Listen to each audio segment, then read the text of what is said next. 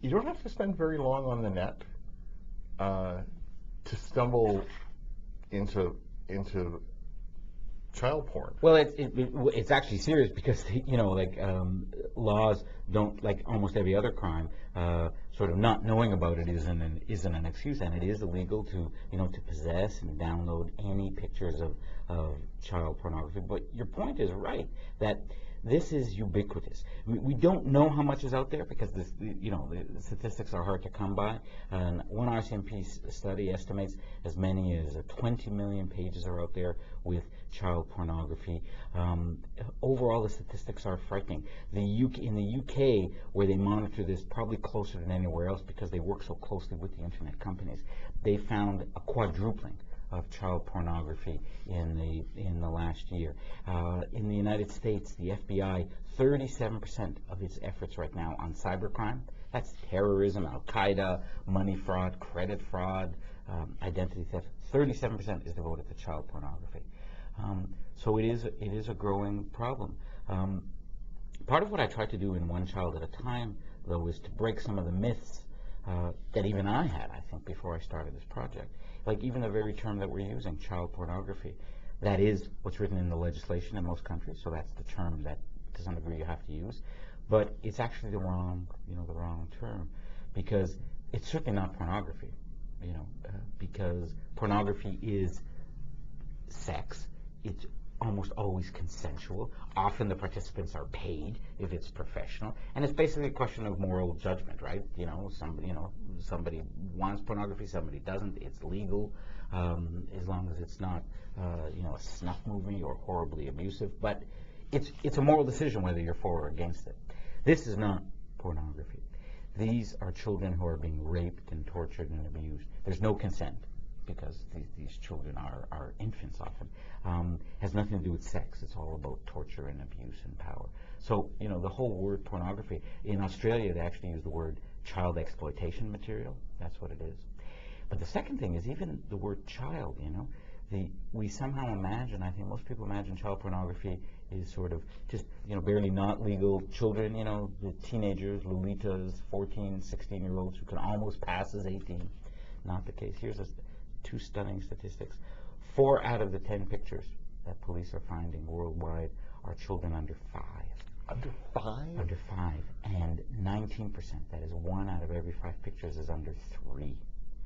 These are infants. These are toddlers. By definition, pedophiles are only interested in children prepubescent, right? So we're talking 11 or 12-year-old max. So 90% of the pictures are under 12. So these are children who are being abused.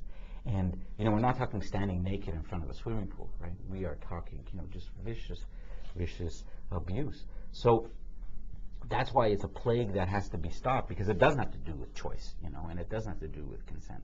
This is the absolute need to rescue these children. And thankfully, police are doing an increasingly good job at rescuing them. In many ways, I tried to make the book as an exciting, as a kind of CSI police procedural as possible, because some of the stuff is fascinating. Police will now go in when they raid a house. In the old days, they'd go and arrest somebody who'd been accused of abusing children or was or been seen or alleged to have abused his own children. Go in, and they would ignore the computer that was sitting there. Now they go in and they say, oh, we should probably take a look at the computer. Well, now when they arrest somebody either for hands-on child abuse or for an internet-related crime, of course they'll come in and look at the computer, but now they come in with these Wi-Fi detectors, because they're finding that the real advanced predators are hiding their hard drives in wireless hard drives that are sort of plastered into the wall. Or what they'll do is they'll seize a computer, but they'll also open up the drawer and look for little penknives, USB keys, cigarette lighters, anything. Oh, I've seen a USB thing that's built into a stick. Yeah. Literally a stick. So if you just threw that into your pile of kindling beside the fire, it just looks, you wouldn't find that. Exactly. So you have this increasing tech war. There's a great chapter in the book where we describe how the Canadian police work with the American police and the UK police to infiltrate this Winimex, which is a software swapping program, this chat room where pedophiles are swapping videos of the abuse of their own children live.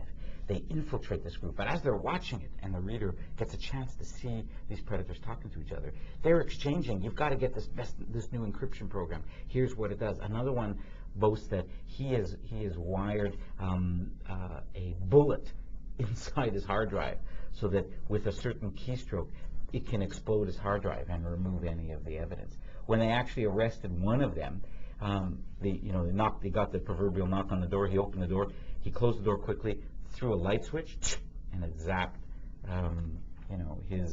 his hard drive. So the police are constantly trying to play technological catch-up.